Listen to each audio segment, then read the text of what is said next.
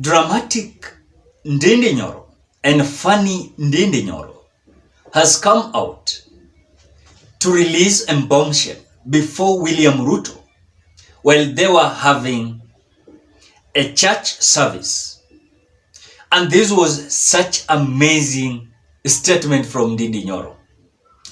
I have that video where Ndindi Nyoro is complaining to the president Ruto that retreat that they had wameumia sana, and that was during the church service.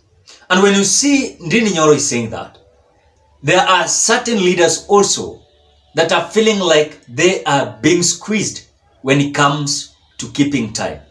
I want you to watch that video where Ndindi Nyoro is saying that. Watch that video. I think you have watched that video. It is very clear that in terms of these leaders, they are always having this behavior of being lazy in a certain meeting. You find, for example, when they have a retreat the way William Ruto prepared a retreat in Mount Kenya region, they were to just, some of them, just found themselves just being in that retreat for maybe 2 hours or 1 hour, claiming that they are going to other sides, that they are having other activities. I want to give you an example. Ndindi Nyoro is saying this, that when it comes to keeping time, William Ruto is very keen when it comes to keeping time. And we have learned that there are certain 2 permanent secretaries that were rejected and sent away from that retreat because they were late. That is what we saw. William Ruto said that if it is the time that we are starting our retreat is about, or our meeting, in that retreat, that it is 7 a.m. must be 7 a.m. No one should come past 7 a.m. And of course, Ndindi Nyoro is saying that William Ruto is saying that, but himself, he has already availed himself at the right time.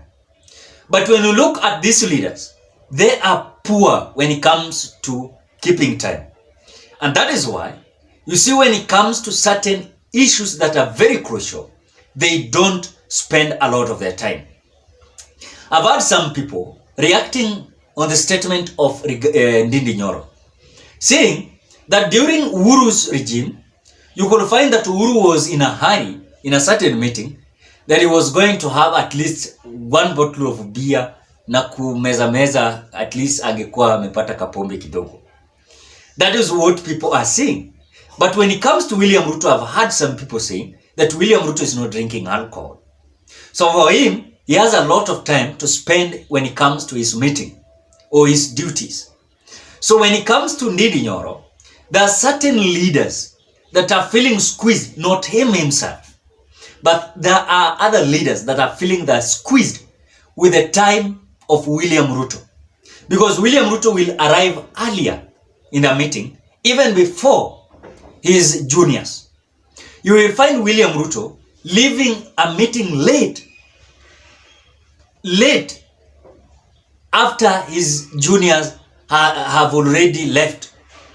So, and even that thing I saw yesterday in a certain video, William Ruto, who is the president, was seen late in the midnight, where certain leaders were already nowhere to be seen in that retreat.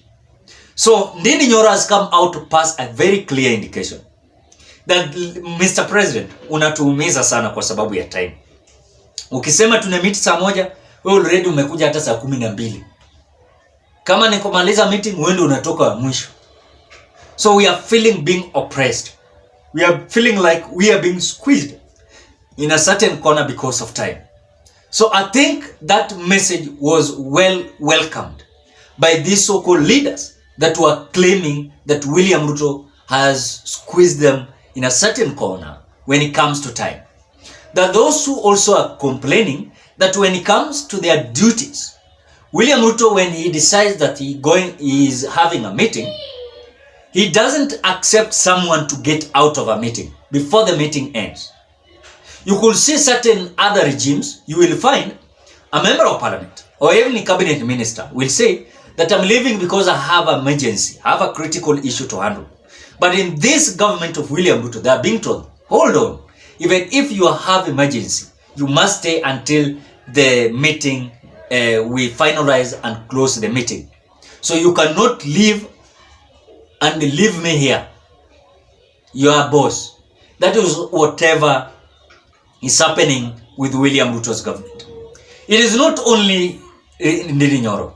I've seen some Rigathi Gachagua also complaining about that.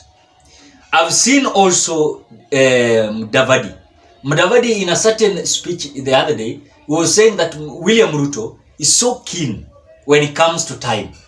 So these people and these leaders that are surrounding William Ruto, they're feeling unsafe. Unaona ile comfortability yenye au viongozi wengine walikuwa nayo katika regime ya Uhuru Kenyatta.